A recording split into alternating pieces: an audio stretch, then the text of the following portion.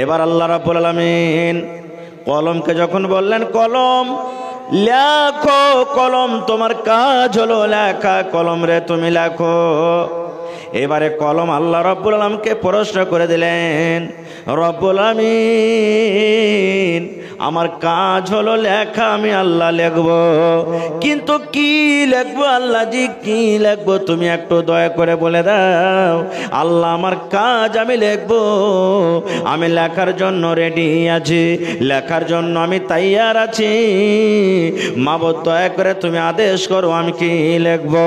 আল্লাহ রাব্বুল আলামিন কলমকে বললেন, ও কলম, কিয়ামত পর্যন্ত যা কিছু দুনিয়াতে হবে ঘটবে, কলম রে সমস্ত জিনিস তুমি লিখে দাও।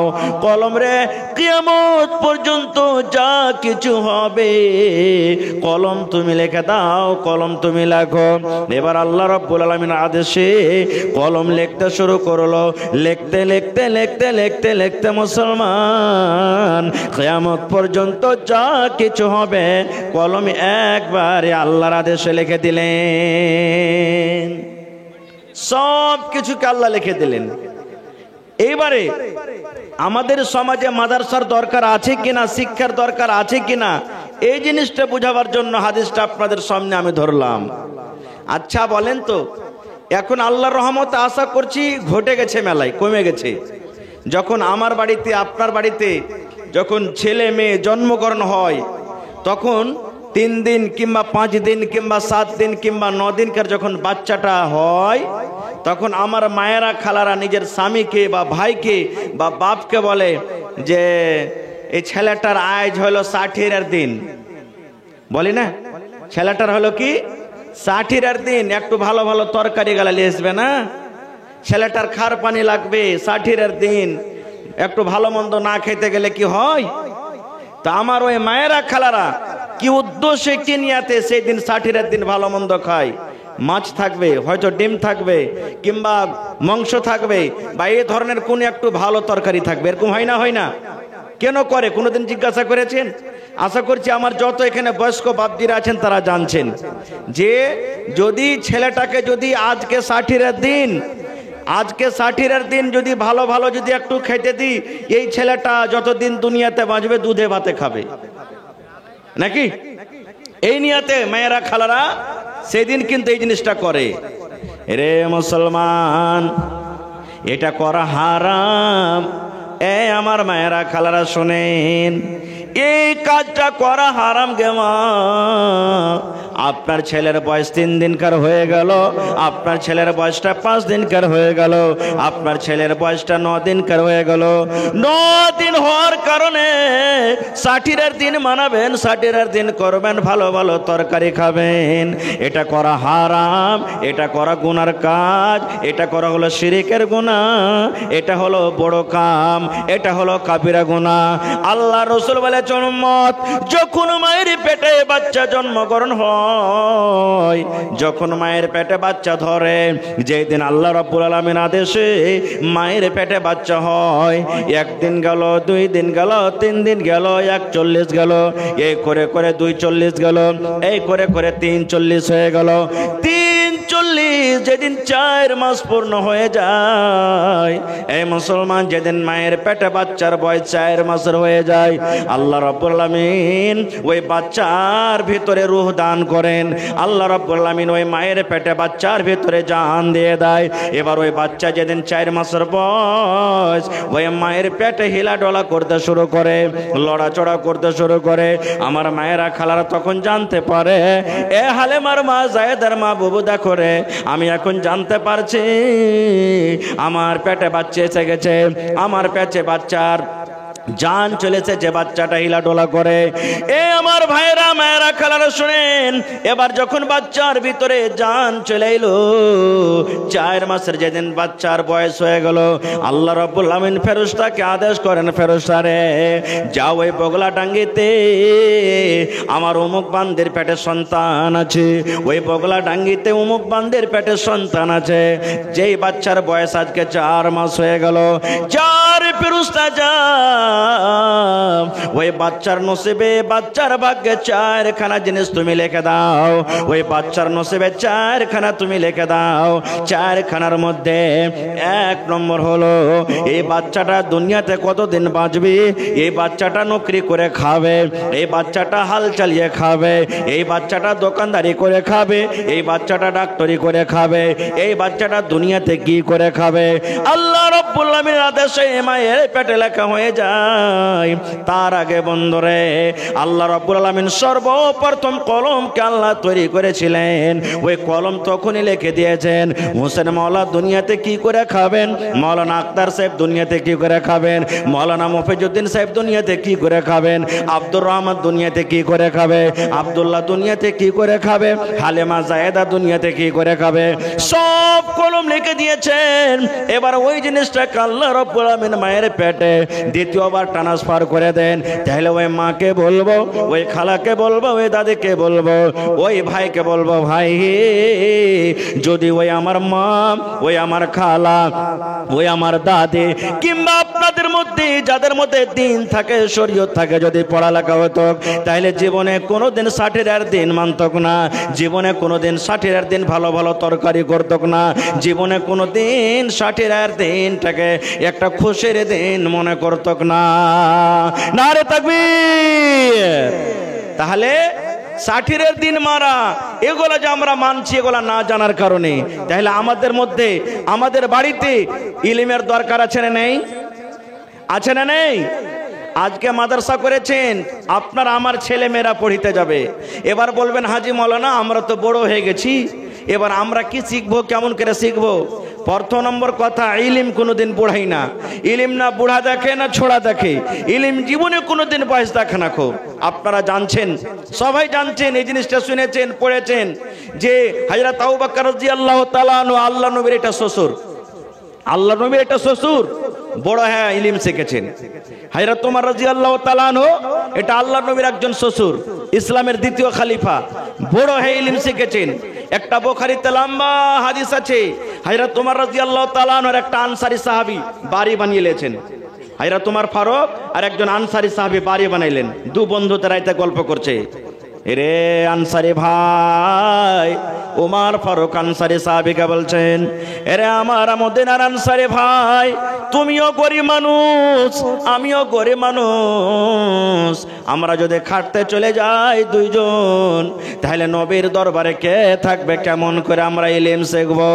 আর যদি আমরা দুজনে যদি ইলম শিখে আমরা খাটতে যদি না যেতে পাই, আমাদের হাঁড়ি চুলা চলবে না রে, ছেলে মেয়েরা না খেয়ে থাকবে।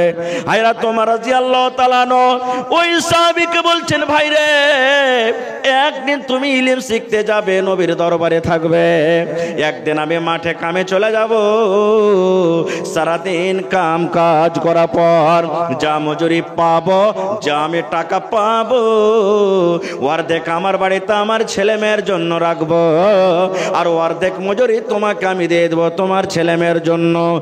আর আনসারী ভাই রে, নবীর বাড়িতে এশার নামাজ পর্যন্ত যা তুমি শিখবে, এশারের নামাজের পর কিংবা ফজরের নামাজের পর নবীর বাড়িতে থেকে, নবীর সাথে থেকে যা তুমি ইলম শিখবে, তুমি আমাকে বসে বসে বসে গোটা দিনের ইলমটা আমাকে শিখিয়ে দেবে। এই আনসারী সাহাবী, তারপরের দিন তুমি মাঠে কামে কাজে চলে যাবে, আমি নবীর কাছে থাকবো, আমি সারাদিন যা কিছু নবীর কাছে শিখবো তোমাকে আমি সন্ধ্যাবেলাতে শুনিয়ে দিব, শিখিয়ে দিব, আর তুমি মজুরি করে যা পাবে ভাই রে, তোমার ছেলে মেয়ের জন্য তুমি অর্ধেকটা বাড়িতে রাখবে, আর অর্ধেকটা মজুরি তুমি আমার ছেলে মেয়ের জন্য দেবে। নারে তাকবীর। তাহলে বাড়ি করে করে সাহাবায়ে কেরাম ইলম শিখেছেন। আর আজকে যতটি লোক এখানে আমরা বসে আছি, যদি আমি একটু জিজ্ঞাসা করে দিই, এই দাদু নানা উজু করা দোয়াটা কি বলেন তো? সবাই বলতে পারবো? বলতে পারবো? পারবো জি ভাই? পারবো না। আমরা যতটি লোক এখানে বসে আছি বলি, দাদু হে গ্রামে তো জানাজা হয়ে গেছে, মাইয়া থেকে গেছে, জানাজা পড়তে তো দাঁড়িয়ে গেছেন ভাই, একটু দয়া করে জানাজা দোয়াটা তো বলেন। বলতে পারবো? পারবো জি ভাই, বলেন পারবো? সবাই পারবো না। খুব এখানে যতটি লোক আছেন, হাজার হাজার মানুষ আছেন, আমি যদি বলি ভাই আপনার 5টা ছেলে হয়ে গেছে, ওর 3টে ছেলে হয়ে গেছে, ওর 10 বছর হয়ে গেল, ওর 50 বছর হয়ে গেল, বিবির কাছে যেতে গেলে একটা দোয়া পড়তে হবে। একটু দয়া করে দোয়াটা কি বলেন তো? কয়টা লোক পারবো? কয়টা লোক পারবো? এগুলো আমাদের শিখার দরকার নাই। কোনো মৌলানার কাছে আমরা বসবো না, কোনো মসজিদের ইমামের কাছে বসবো না, যারা জানছে তাদেরকে আমরা জিজ্ঞাসা করব না। ভাই মুসলমান, বিবির কাছে যাবেন, যদি আপনি দোয়াটা না পড়েন কতখানি আপনার নোকসান হবে জানেন, ক্ষতি হবে। আল্লাহ রাসূল বলেছেন, এরে আমার উম্মত, যখন তুমি বিবির সাথে মিলন করবে, বিবির সাথে যখন তুমি সহবাস করতে যাবে, সহবাস করার আগে আল্লাহ রাসূল বলেছেন, ও পুরুষের দল তোমরা শুনে নাও, একটা তোমাকে দোয়া পড়তে হবে, একটা তোমাকে দোয়া পড়তে হবে।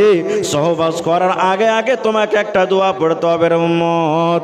ওই দোয়াটা যতক্ষণ পর্যন্ত না তুমি পড়বে অতক্ষণ পর্যন্ত তোমার স্ত্রীর সাথে তুমি মিলন করিও না। এবারে বলবেন মাওলানা দোয়াটা হলো কি? দোয়াটা হলো এই, আল্লাহ রাসূল বলেছেন, বিসমিল্লাহি আল্লাহুম্মা জান্নিবনা শাইতান ওয়া জান্নিবিশ শাইতানা মা রাযাকতানা।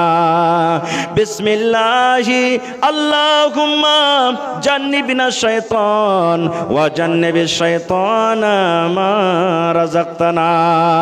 এই দোয়াটা পড়ে বিবির কাছে আপনাকে যেতে হবে। এবার যদি বলেন মাওলানা দোয়াটা তো আমি জানি না, আমার 10টা ছেলে হয়ে গেল, আমার 5টা ছেলে হয়ে গেল, আমার 40 বছর বয়স হয়ে গেল, মাওলানা জীবনে কোনোদিন দোয়া পড়ে নেবে না, দোয়াতে বিবির কাছে চলে গেছে। এরে মুসলমান, ওলামায়ে কেরাম স্টেজে বসে আছেন, জিজ্ঞাসা করবেন, এটা আমার কথা নয়, আল্লাহর নবী 1400 বছর আগে এলান করে দিয়েছেন। ও আমার উম্মতের দল তোমরা শুনে নাও, যদি কোনো আমার উম্মত বিনা দোয়াতে যদি বিবির কাছে চলে যায় তাহলে তার কতখানি ক্ষতি হতে পারে, তার সাথে কি ঘটতে পারে শুনে নাও। আল্লাহ রাসূল বলেছেন, উম্মত রে, যতবার তুমি বিনা দোয়াতে বিবির কাছে মিলন করেছো, যতবার তুমি বিনা দোয়াতে বিবির সাথে তুমি সহবাস করেছো, অতবার তোমার সাথে সাথে তোমার বিবির কাছে শয়তান গিয়েছে। যতবার তুমি তোমার স্ত্রীর সাথে গেছো বিনা দোয়াতে, অতবার শয়তান তোমার সাথে সাথে গেছে।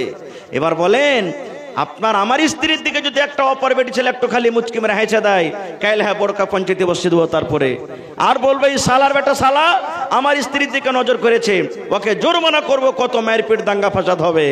আর যে জিনিসটা চোখে দেখতে পাই না, আমার আপনার স্ত্রীর কাছে যে বিনা দোয়াতে যাচ্ছি আর যতবার গেছি শয়তান যে যায়, তাহলে কত বড় নোকসান হলো, ক্ষতি হলো। এই জিনিসটা কোথায় আপনি শিখবেন? কার কাছে শিখবেন? একটা মাওলানার কাছে, একটা মাদ্রাসাতে আপনি শিখবেন। তাহলে মাদ্রাসার দরকার আছে না নেই? আগেকার দেখবেন আমার মায়েরা খালারা, এখন তো আল্লাহর রহমতে বানাত হয়েছে, মাদ্রাসা হয়েছে, পড়ালেখা করে মেলে আল্লাহর রহমতে সুধরে গেছে। না হলে আগেকার মা খালারা, আমরা যখন ছোট ছিলাম আমাদের মায়েরা আমার সাথে করেছে, আপনাদের সাথে করেছেন। যখন রাতের বেলাতে যখন পেশাব করতে যখন উঠেছি, তখন মা খালার একটা দোয়া শেখাইতো, এই পড় রে, দোয়াটা পড়। কি দোয়া? তুই রাইতে মুইতে দিছিস, পেশাব করছিস, দোয়াটা পড়। দোয়াটা পড়তে গেলে তুই পেশাব করবি না। কি দোয়া? 1 বাত্তা 2 বাত্তা 3 বাত্তা, ঘর সত্তা বাহির মত্তা। পড়তো না পড়তো না বলেন? যদি ছেলেটা যদি নিন্দের চোখে না পড়তো, মরতে মরা বিছানা মুছে পড়বি না। 1 বাত্তা 2 বাত্তা 3 বাত্তা, ঘর সত্তা বাহির মত্তা, এটা হাদিসের কথা। রে সুবহানাল্লাহ। ওই মা যদি পড়ালেখা থাকতো, ওই মা যদি আল্লাহর কোরআন পড়তো, নবীর হাদিস পড়তো, ওই মা যদি মাদ্রাসাতে পড়ালেখা করতো, তাহলে ওই মা জীবনে বেটাকে 1 বাত্তা 2 বাত্তা শেখাতো না। ওই মা বেটাকে বলতো, বেটা রে, আল্লাহর নবীর হাদিস আছে রে বেটা, যখন তুমি পেশাব পায়খানাতে বসবে, পেশাব পায়খানাতে যাবে রে তখন তোমাকে এই দোয়া পড়িতে হবে, বিসমিল্লাহি আল্লাহুম্মা ইন্নী আউযু বিকা মিনাল খুবুসি ওয়াল খাবাইস। এই দোয়া ওই মা শিখাতেন। আরে ভাই, ইলমের কতখানি মর্যাদা পাওয়ার জানেন? মানুষ তো মানুষ, সুবহানাল্লাহ, শয়তানও খুব বড় আলিম ছিল। বলবেন কেমন করে যে মাওলানা? বাস আমি ওয়াজ করব না আজ আপনাদের সামনে, আল্লাহ বাচ্চা রাখে ইনশাআল্লাহ বিষয় নিয়ে বলবো। একটা হাদিস আর বলে দিই আপনার সামনে। আল্লাহ নবীর জামানাতে বাইতুল মাল জমা হইতো। বাইতুল মাল বুঝেন?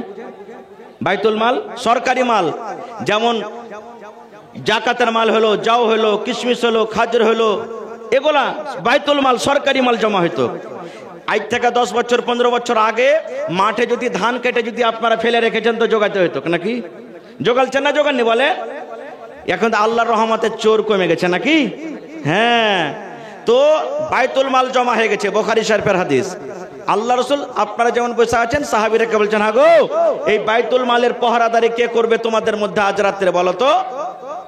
তা আবু হুরায়রা রাদিয়াল্লাহু তাআলা আনহু একজন সাহাবী, ওর নাম আসল হল আব্দুর রহমান, কিন্তু হাদিসের পাতাতে আবু হুরায়রা। আবু হুরায়রা কেন হলো ইনশাআল্লাহ কোনদিন বলবো। তা আবু হুরায়রা সাহাবী বলছেন, হুজুর আমি মালের পহরাদারি করব। বলে ঠিক আছে থাকো। মালের কাছে আছেন, মাল জোগাইছেন রাতের বেলাতে। এই জোগাইতে জোগাইতে একটা চোর রাইতে মাল চুরি করতে এসে আর বোরাতে খাজুর কিশমিশ যা ছিল ভরতে শুরু করেছে। এবার এই সাহাবী আবু হুরায়রা মাল জোগাইছেন, জায়ের করে গপ করে হাত কান দিলেন, যাই আরে আমি মাল জোগাচ্ছি, তোর এত বড় সাহস যা আমার চোখের সামনে তুই মাল চুরি করছিস? তখন চোরটা কানতে লাগলো আর খুব একবারে কোকতে মিনতি করতে লাগলো, ভাই বাড়িতে ছোট ছোট বাচ্চা সব ছেলেরা ভোকের জ্বালাতে কাঁদছে, সহ্য না করতে পেরে ভাই চুরি করতে এসি, আর আসবো না ভাই, ছেড়ে দাও। তখন হযরত আবু হুরায়রা রাদিয়াল্লাহু তাআলা আনহু আল্লাহ রাসূলের সাহাবী বলছেন, আসবে না তো? না তো না। বলে ঠিক আছে, ওয়াদা করলে আসিও না, তোমাকে আজ ছেড়ে দিলাম। কই না না আসবো না, ছেড়ে দাও। ছেড়ে দিলেন। ভোর হইল, ফজরের নামাজ পড়ে আল্লাহ রাসূল বলছেন, আবু হুরায়রা রাইতে তোমার সাথে কি ঘটেছে? মানে আল্লাহ তাআলা ওকে জানিয়ে দিয়েছেন নবীকে ফেরেশতা দ্বারা, জিবরিল আমিন তাকে ওহী করে দিয়েছেন। বলছেন, হুজুর চোর এসেছিল একটা চুরি করতে, আর ও আমার সাথে ওয়াদা করেছে যে আর আসবো না চুরি করতে। আল্লাহ রাসূল বলছেন, আবু হুরায়রা আল্লাহর কসম করে বলি, ওই চোর আজ রাত্র চুরি করতে আসবে। কি বলছেন? আজ রাত্র চুরি করতে আসবে। তখন হযরত আবু হুরায়রা বলছেন, হুজুর ও তো আমার সাথে ওয়াদা করেছে আসবো না। বলছে, আর আমি নবী, আমি না বলছি যে আসবে? তা আসবে। নবীর কথার পরে বিশ্বাস সাহাবায়ে কেরাম কতখানি করতে অন্য অন্য হাদিস দ্বারা বুঝতে পারবেন, আমি ওদিকে যাব না। এবার হযরত আবু হুরায়রা রাদিয়াল্লাহু তাআলা আনহু বসে আছেন, ঠিক কিছুক্ষণ রাত হয়েছে, আবার চোর চুরি করতে চলেছে। আবার পড়ার ভিতরে মাল ভরতে শুরু করেছে, টোনাতে বাঁধতে শুরু করেছে, হাত কান ধরে লেচেলে বলছে, এই তুমি যে গত রাত্রে বলেছ আর মাল চুরি করতে আসবো না, আর তুমি আজ রাত্র চুরি করতে এসেছো, ব্যাপারটা কি? তোমার কত বড় সাহস? সেই দিনে কিন্তু খুব একবারে জোড়াতে মিনতি করতে লাগলো, ভাই আমার ছেলে মেয়েরা না খেয়ে আছে, সহ্য না করতে পারছি ভাই, তখন মাল চুরি করতে এসেছি ভাই, হে আর আসবো না, ছেড়ে দে। আসবে না তো? না তো না। সেই জন্য ছেড়ে দিলেন। আবার নবী সকালবেলাতে বলছেন, আবু হুরায়রা চোর আসেনি? বলছে, হুজুর চোর তো এসেছিল, কিন্তু তার ময়ে দেখে তাকে ছেড়ে দিয়েছি। এবার নবীজি বললেন, ওরে আমার সাহাবে,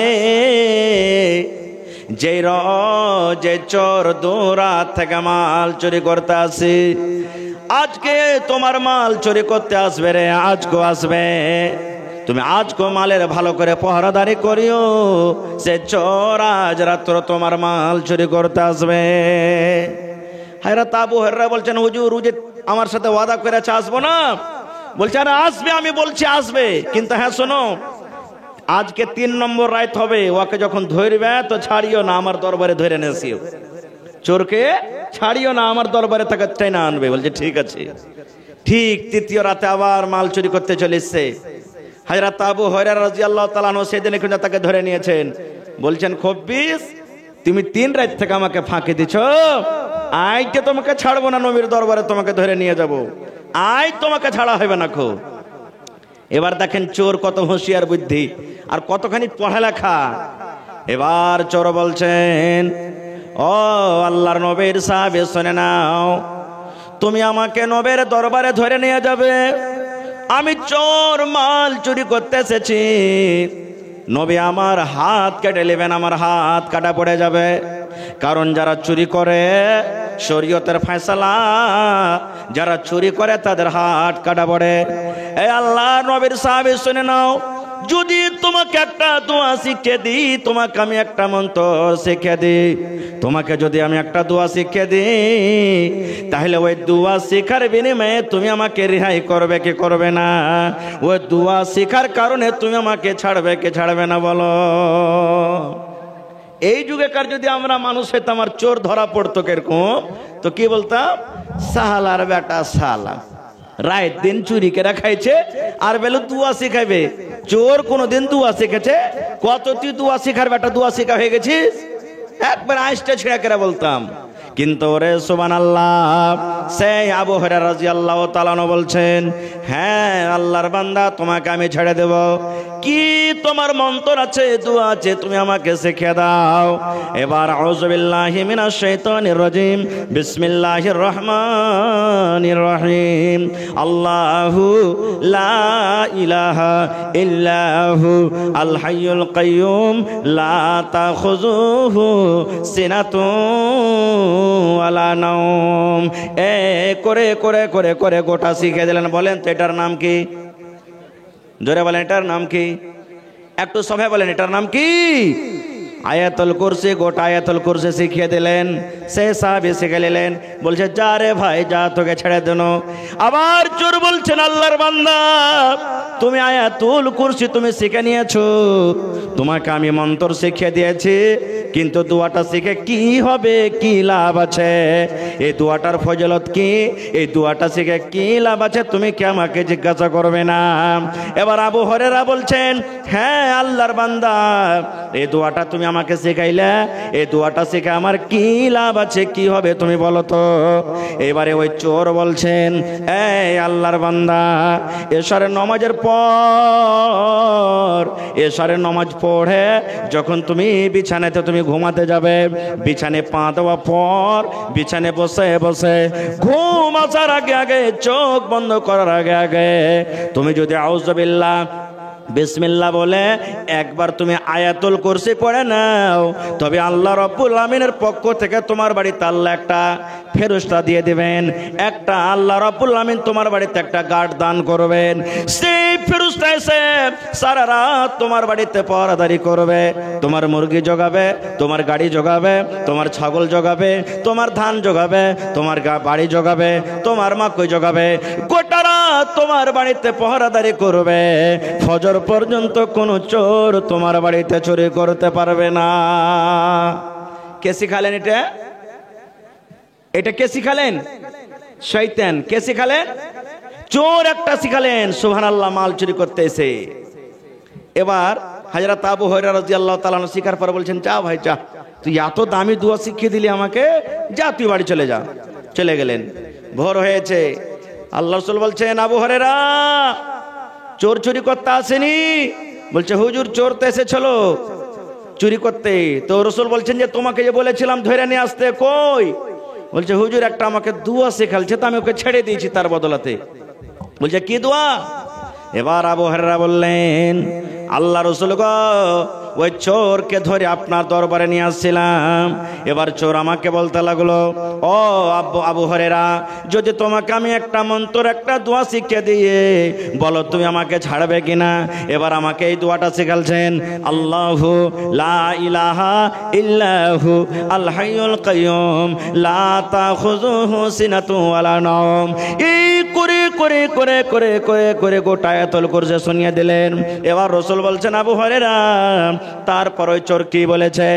এবারে আবু হুরায়রা বলছেন, নবী গো, ওই চোর এই কথাটা বলেছেন, ও আল্লাহর বান্দা, যখন তুমি এশারের নামাজের পর বিছানে যখন তুমি ঘুমাতে যাবে, বিছানে ঘুমার আগে আগে, চোখটা তোমার বন্ধ হওয়ার আগে আগে তুমি যদি একবার আউযু বিল্লাহ বিসমিল্লাহ বলে এই আয়াতুল কুরসি তুমি পড়িতে পারো, আল্লাহ রাব্বুল আলামিনের পক্ষ থেকে তোমার বাড়িতে আল্লাহ একটা ফেরেশতা দান করবেন, একটা পাহারাদার আসবেন। ওই ফেরেশতা এসে গোটা রাত তোমার বাড়িতে পাহারাদারি করবে, তোমার গরু জগাবে, তোমার উট জগাবে, তোমার ঘোড়া জগাবে, তোমার ছাগল জগাবে, তোমার মুরগি জগাবে, গোটা রাত তোমার বাড়িতে পাহারাদারি করবে। কোনো চোর তোমার বাড়িতে চুরি করতে পারবে না। এবার রাসূল বলছেন, শয়তান ঠিকই বলেছে। রাসূল কি বলছেন? ওই চোর ঠিকই বলেছেন, চোর যেটা কথা বলেছে সব ঠিকই বলেছেন। নবী সাহেব ওটাকে তাসদিক করে নিলেন। এবারে রাসূল বলছেন, আবু হুরায়রা 3 রাত থেকে যে তোমার কাছে মাল চুরি করতে আসছে ওইটাকে তুমি চিনো কে? ওইটা তো হযরত আবু হুরায়রা বলছেন, হুজুর ওইটা কে? একটা চোর, মাল চুরি করতে আসছে, এটা একটা চোর।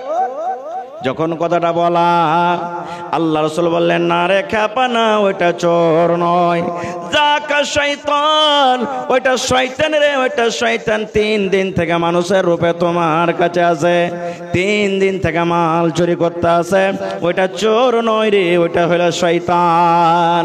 এবার হযরত আবু হুরায়রা বলছেন, নবীজি শয়তান এত দামি কথা জানে, শয়তান এত ভালো কথা জানে, শয়তানের কাছে এত ইলম আছে, এতখানি পড়ালেখা, এত দামি জিনিস বলে গেলেন।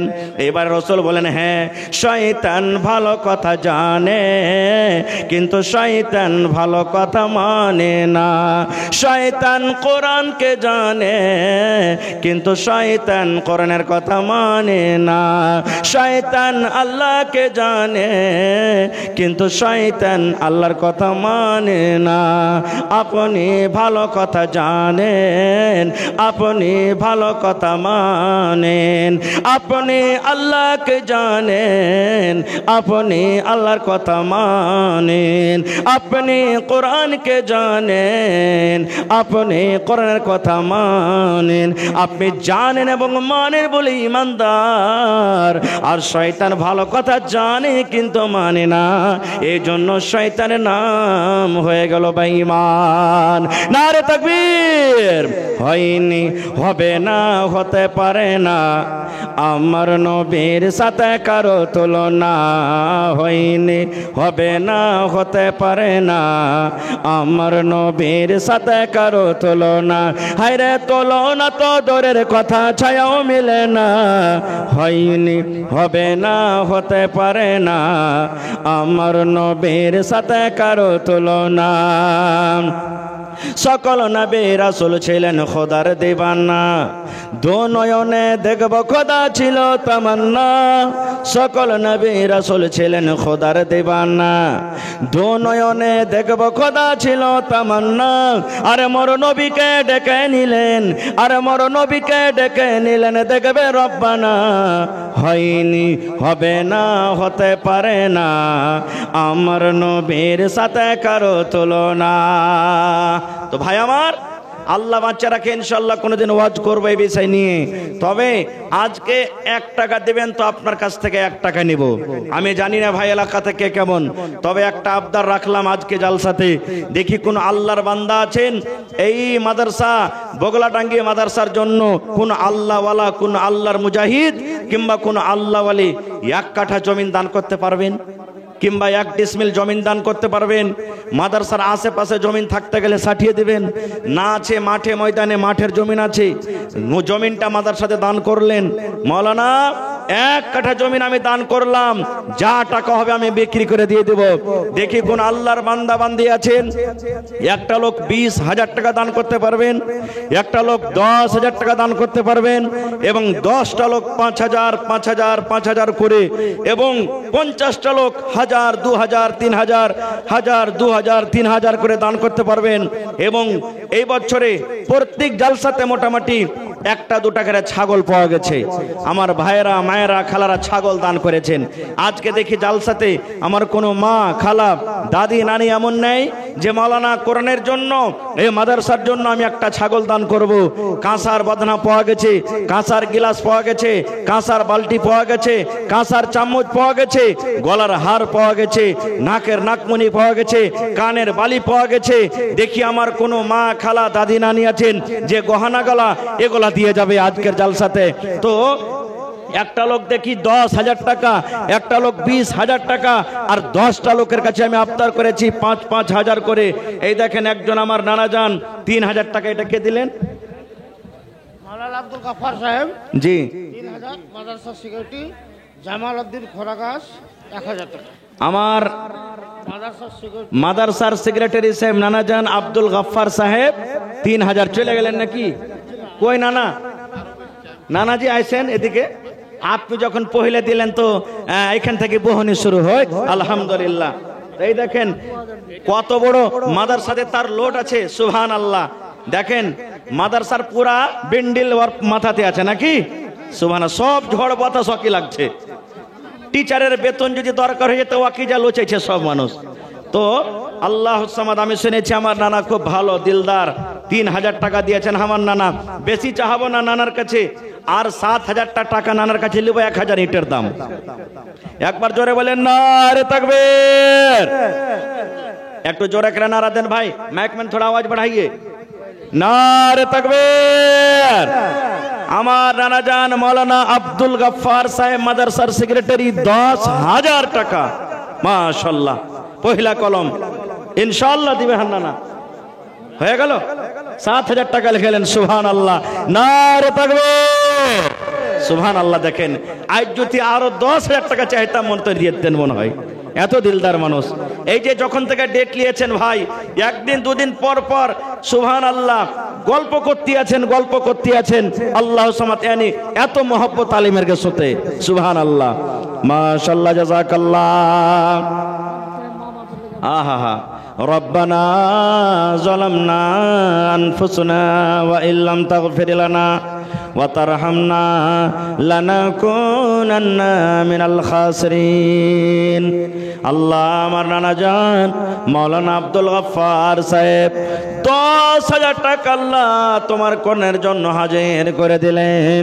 আল্লাহ 10,000 নয়, 10 লক্ষ টাকা মনে করে তুমি কবুল করে নাও। আল্লাহ রোজ রোজগারে বরকত দাও। আল্লাহ তুমি কামাই থামাই আল্লাহ বরকত দাও। আল্লাহ নানাকে ভালো রাখো। আল্লাহ মা বাপ, দাদু দাদি, নানা নানি, শ্বশুর শাশুড়ি সব মনে হয় কবরে চলে গেছেন। মাবুদ, দুনিয়ার খবর পাওয়া যায়, কিন্তু কবর একটা এমন দেশ, কবর একটা এমন দুনিয়া যে আল্লাহ তা মা বাপ সব কবরে চলে গেছেন। আল্লাহ মা বাবার কবরে তুমি জান্নাতের বিছানা দিয়ে দাও। আল্লাহ চীন জাপানের খবর আছে রব্বুল আলামিন, কিন্তু কবরের আজ পর্যন্ত কোনো খবর এলো না। আল্লাহ তোমার নবী বলেছেন, নেককার সন্তানেরা যদি মা বাবার জন্য দান করে, আল্লাহ রব্বুল আলামিন তার দান অনলাইন মা বাবার কবরে পৌঁছে দেয়। আল্লাহ আমার মাওলানা এই নিয়াতে আসাতে মা বাবার জন্য 10,000 দান করেছেন। আল্লাহ মা বাবার কবরে জান্নাতের বিছানা দিয়ে দাও। আল্লাহ মা বাবার কবরকে নূর দিয়ে মুনাওয়ার করে দাও। রব্বানা তাকাব্বাল মিন্না ইন্নাকা আনতাস সামিউল আলিম, আমিন। এটাকে দিলেন 1000।